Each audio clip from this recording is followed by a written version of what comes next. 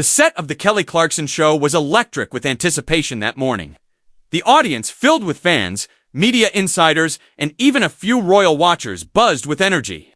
Prince Harry was minutes away from stepping on stage. His team had kept things tight-lipped, and no one was quite sure how deep the interview would go. But Kelly Clarkson, never one to shy away from real conversations, had something in mind that would shake things up more than anyone expected. As Harry walked out onto the stage, the cheers were deafening.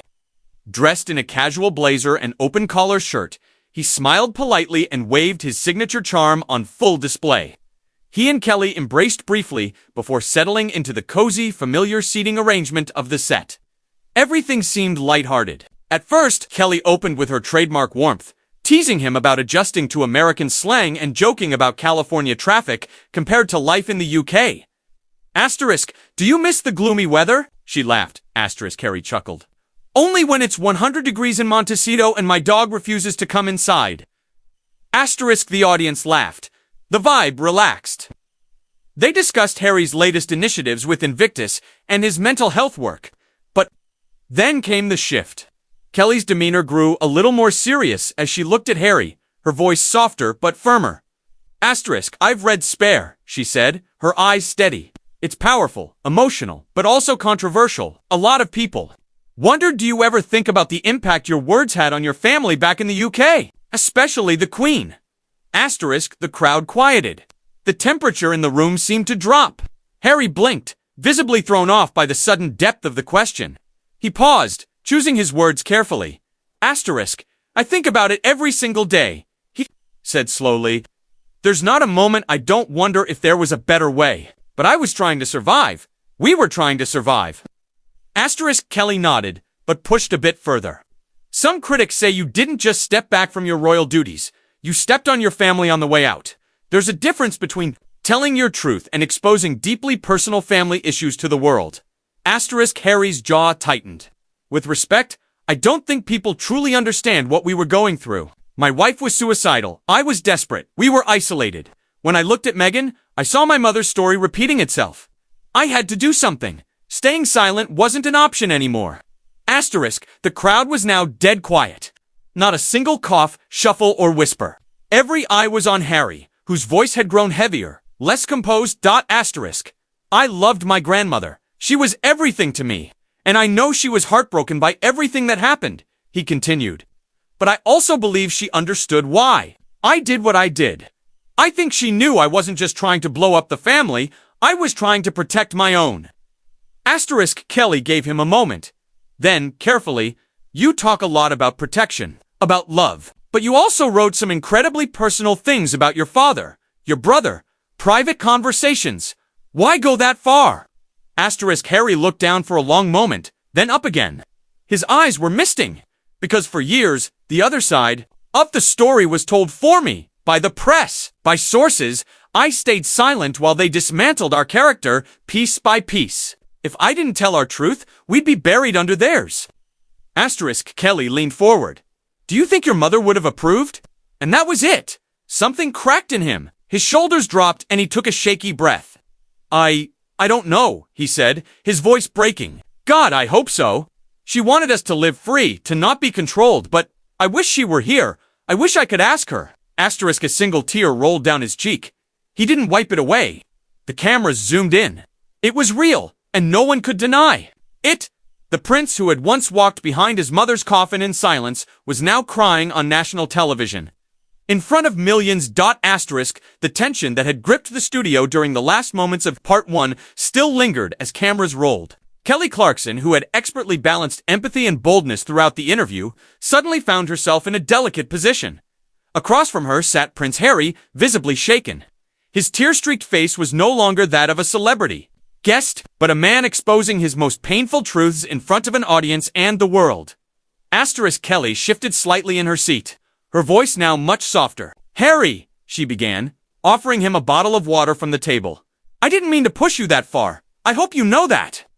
Harry gave a small nod, taking the bottle but barely drinking from it. It's okay, he said, still regaining composure. I knew this could happen. I've been holding a lot in for a long time. Maybe it's time people saw that I'm not just angry or rebellious. I'm hurt. Asterisk Kelly leaned in a little. That's the part people often miss, I think. It's easy to headline the drama, the fights, the tabloid stuff. But at the center of it all is a broken relationship, a son, a brother, a husband, trying to figure it out. Asterisk Harry nodded again, this time more firmly. Exactly. Everyone says I left to chase fame. But that's not true. I left because I didn't want history to repeat itself. I grew up watching the world destroy my mother. When I saw the same thing starting to happen to Meghan, I couldn't sit back. Asterisk, there was a long pause. The audience, still eerily silent, hung on to every word. Even Kelly, a seasoned interviewer, seemed deeply moved. Asterisk, do you think there's any way back? She asked finally. For you and your family, I mean. Asterisk Harry sighed. I hope so, he said quietly. I've extended olive branches. Some were met with silence. Others with ... disappointment, but I still believe in reconciliation. I still love my father. I still love my brother. Despite everything. Asterisk Kelly, visibly touched, nodded slowly. Sometimes healing starts with being seen and heard. And I think a lot of people watching this today are seeing a side of you they didn't expect. Asterisk, I hope so, Harry said. Because I'm not perfect. I've made mistakes. But I never set out to destroy my family. I just wanted to protect my new one. Asterisk, the producers were still debating backstage. Do they go to commercial, cut the segment? But Kelly gave a small shake of her head, refusing to interrupt what had become something much more than an interview. This was therapy. This was truth. Asterisk, wanting to end the conversation on a note of hope, Kelly shifted gears gently. Asterisk, if you could say one thing, just one thing to your father or William right now, knowing they might be watching, what would it be? Asterisk Harry took a deep breath, his voice steady but emotional. I'd say, I'm still here. I'm still your son. I'm still your brother. And I want us to find our way back, not as public figures, but as family. Asterisk, the words hung in the air. Powerful and painfully sincere. Asterisk Kelly, now visibly emotional herself, reached over and gently touched Harry's hand. Thank you for being brave enough to say that here. I think a lot of people needed to hear it. Asterisk, the audience finally reacted, erupting into heartfelt applause, not the usual manufactured clapping prompted by a sign, but a genuine, emotional response. Some were even wiping tears from their own eyes. Asterisk, when the show returned from its commercial break, Kelly took a moment to address the viewers directly. Asterisk, what happened here today wasn't planned, she said, her tone serious. Sometimes an interview turns into something real and human, and I think that's what we saw with Harry. A man who's been through hell and is still trying to walk through it with grace. Asterisk, the segment went viral within minutes of airing. Social media platforms lit up with hashtags like #HarryOnKelly, #PrinceHarrySpeaks, and #RoyalTears. While reactions varied, some praising Harry for his honesty, others accusing him of emotional manipulation, the moment itself became iconic. Memes, debates, and think pieces exploded across platforms.